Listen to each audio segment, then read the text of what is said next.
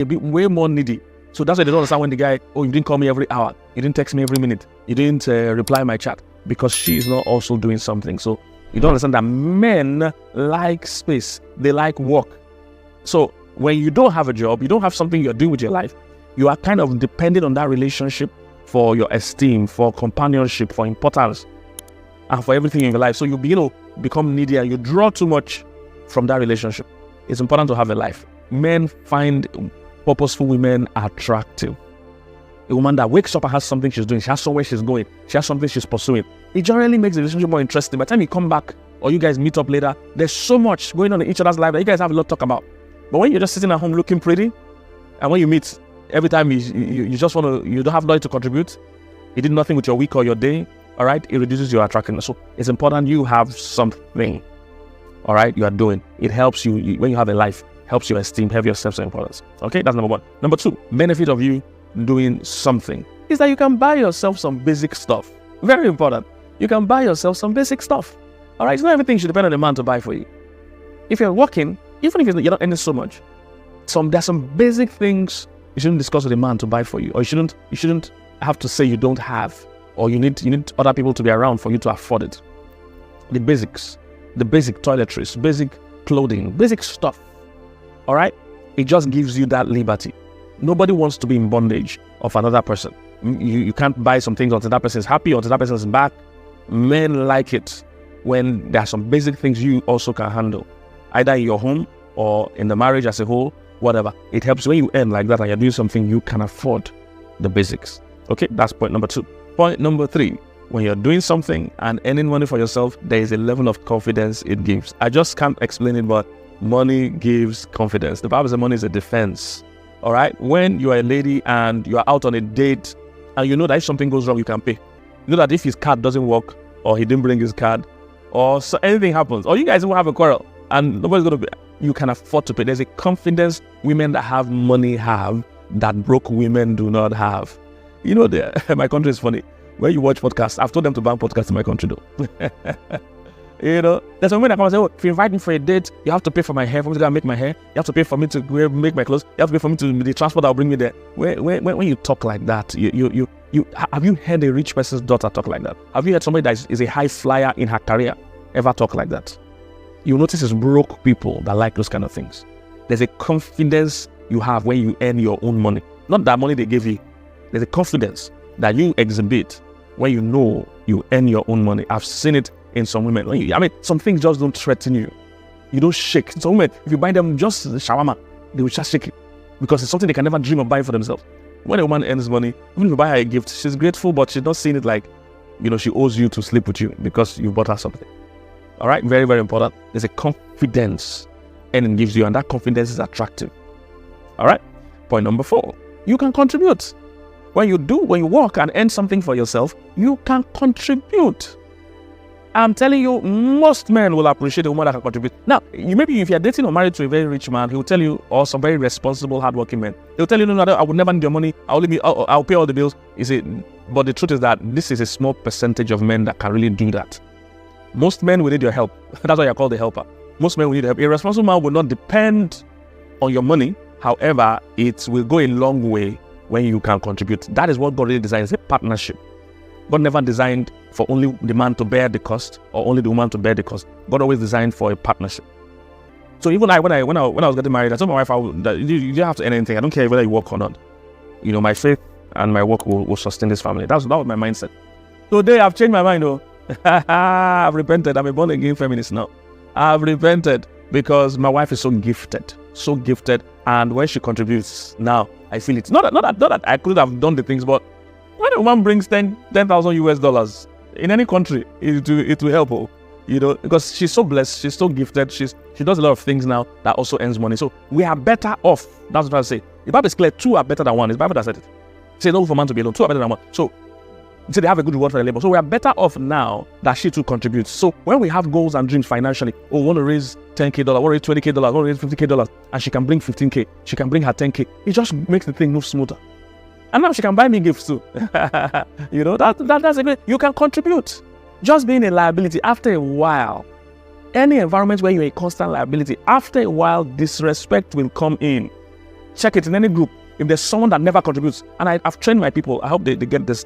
Even if you're in a family setting, all of you are siblings, and you are the, in quote, poorest, in quote now, you're not poor. I'm saying, amongst everybody here, you're the one that earns the least. Let me use that as a better phrase. Earns the least. If they are contributing things to buy for your mother, for your father, for the family, don't say, oh, there's Uncle so-and-so that is very rich, let him pay. No. Even if he's paying the bulk of it, that's your small contribution. Put it there. Don't say, oh, Uncle so-and-so, or brother so-and-so, or sister so-and-so is so rich, they should pay for everything. No. If your elder brother buys the car, buy the fuel. If somebody buys the aerator, buy the fuel. If somebody buys the fridge and the cooker, buy the food they put inside. Don't sit down and never be a total liability in any situation. Very soon, you'll be treated as a non-entity. If there's an old school association, they are trying to contribute money for something, you're not as buoyant. That's your small contribution. Put it there. Just something about you when you can contribute. So don't be that kind of lady that comes to a relationship 100% liability. They pay for all your bills. Even if your husband or fiancé is very rich, don't fall for that mistake. You become attractive and respectable when you can contribute. You can contribute. You can say, oh, please let me help you with this light bill, or let me help you with that. Oh, don't be bothering to give me money about this one. I'll just handle it.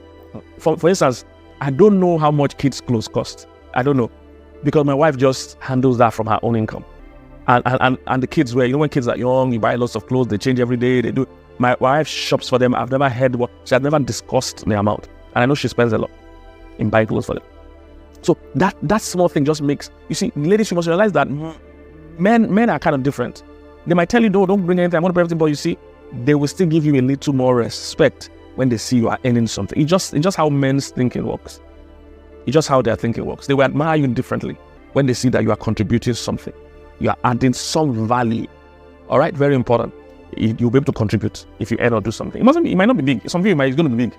But some of you might not be big. But just that you can say, hey, I want to take this off the bill. The guy will appreciate it. You appreciate it. You go somewhere, you pay for the valet. You go somewhere, you give the tip. You go, little things like that. You appreciate it. Next point, when you do something for yourself, you also have a backup plan. You have a backup plan. All right? Women that don't do anything, if there's a loss, you find out that their quality of life, and if they're married, quality of life of them and their kids falls drastically. When you do something or earn something, you have a backup plan. What if there's a loss? What am I loss? A loss of life. What if the man dies? It's reality. People are widowed.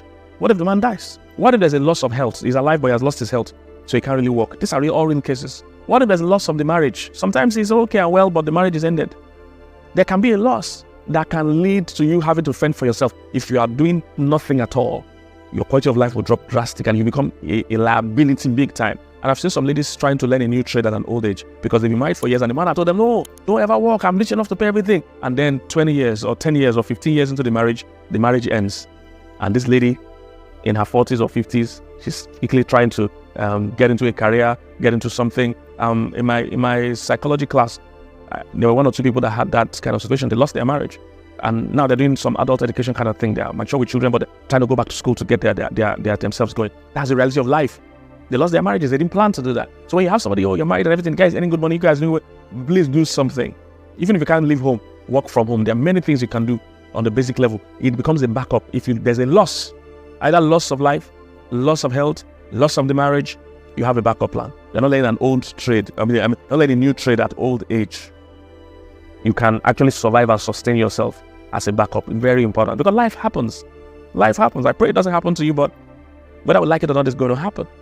And next one, why it's important for you to be doing something is that you get to fulfill purpose. You get to fulfill purpose with your life. You fulfill purpose, you fulfill your potential. Every human being has a purpose. Every human being has potential of what they can be. But if you never put yourself to it, you just think, oh, all I'm here to do is just to depend on someone. Some of you watching me, you have gifts, you have abilities, you have businesses you can build. And sometimes I've seen people step out into a business, a passion, a hobby, and it eventually becomes what is sustaining the marriage. I've seen that happen many times. But if they never rose up to it, they couldn't have known how far that thing can go. I remember one of our people many years ago, she I don't know whether she baked a cake or something, and I'm my wife, Pastor Milda, tested the cake, and we're like, what? We never tested chocolate cake this good. And we said, why are you not doing this as a business? She said, no, she just bakes as a hobby. We pressured her, set up a business. My wife gave her the name of the business, everything. We set it up, registered, first started to do it. She began to bake for people. And before you know it, more and more people began to come. She opened a store, a shop. And then she began to employ staff. She began to run a training school to train people to bake.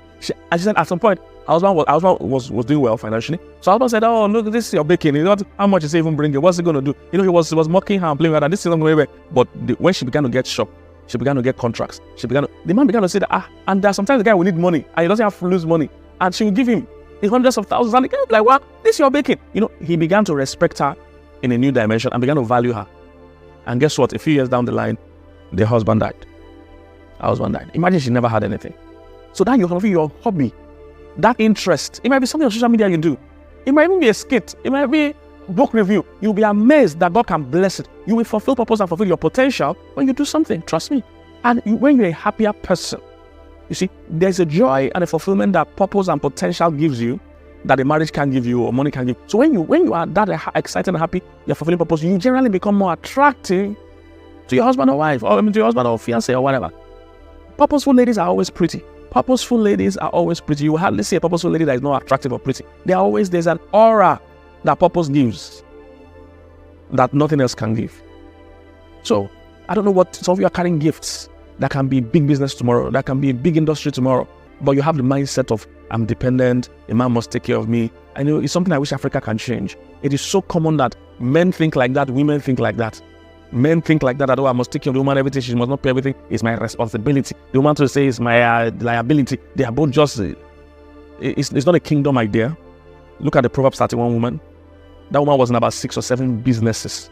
She was in textile, she was in agriculture, she was in real estate, she was in many kind of businesses. I counted one time, I think about 5 or so businesses, can't remember, that she was in. How can that woman now be a liability? How can?